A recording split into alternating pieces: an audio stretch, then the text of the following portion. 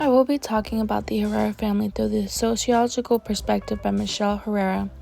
What I want to talk about is some social factors that will be brought up in this video.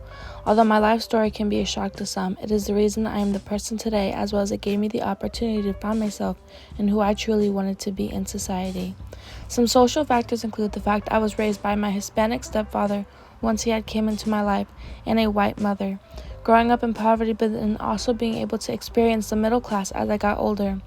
A lot of issues that I had endured are related to the poverty level we were once at, but also health issues within the family and the amount of childcare issues that my mother had experienced raising 2 children, but also needing to work 1 to 2 jobs as a single mother, as well as other factors that I will include in the video later on.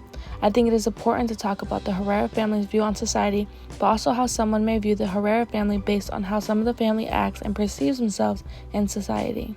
A lot of people may have certain opinions on how my family perceives themselves and society, as all of us have our own opinions and perspectives on how we feel and act. My family has gone through a lot. Prior to me, my mother was the youngest, born of 3 older siblings, being born 10 years after the third was born.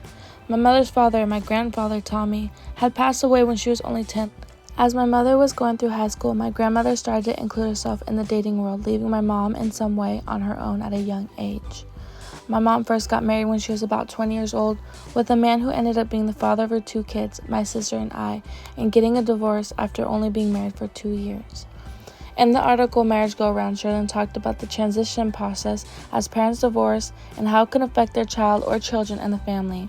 I wanted to include a little bit of what Sherlyn had claimed because although he talks about the process and the importance of understanding how some marriages may not last, it is important to support the children involved. Although my mom didn't have time to prepare us for the life changes during the divorce, my sister and I had the company of other family members, such as my uncle and my aunt, to be able to help us during the harder times while my mom was working or dealing with the court process at the time. My mom then remarried a man who ended up adopting my sister and myself and treating us as if we were his own.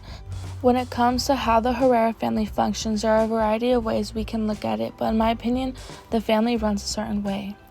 My mother has caregiver but also manipulator tendencies, my dad having the power broker characteristics.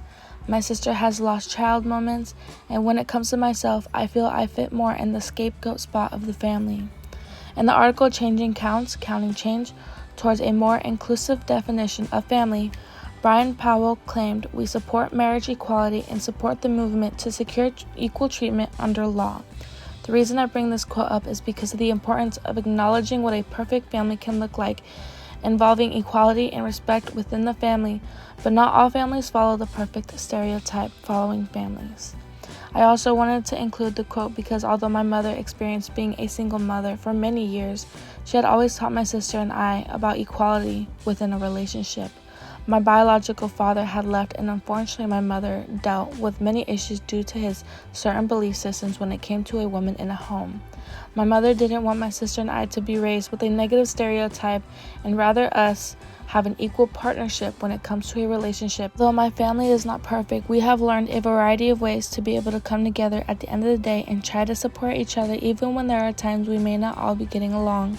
My mother is there and supportive of everyone, although she has moments where she wants to control things a bit too much when it is unnecessary, as well as my father being more of a follower when it comes to my mom's decisions, but also having tendencies of wanting power over the family.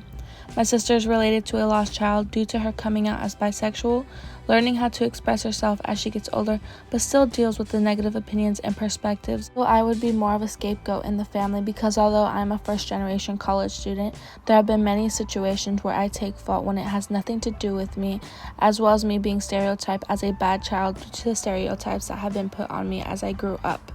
Some social factors that I feel have affected me as I grew up in the family and my community is gender, race, and social class.